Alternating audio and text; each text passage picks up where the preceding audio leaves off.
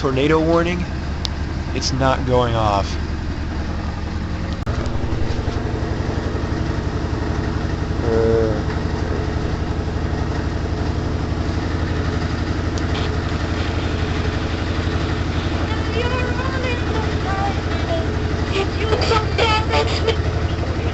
Wait.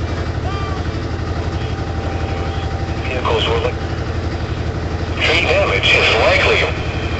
This dangerous storm will be near Cedar Creek around 5:45 p.m. Other locations affected by this tornadic thunderstorm include Lewisville State Recreation Area, South End, and Plant River State Park.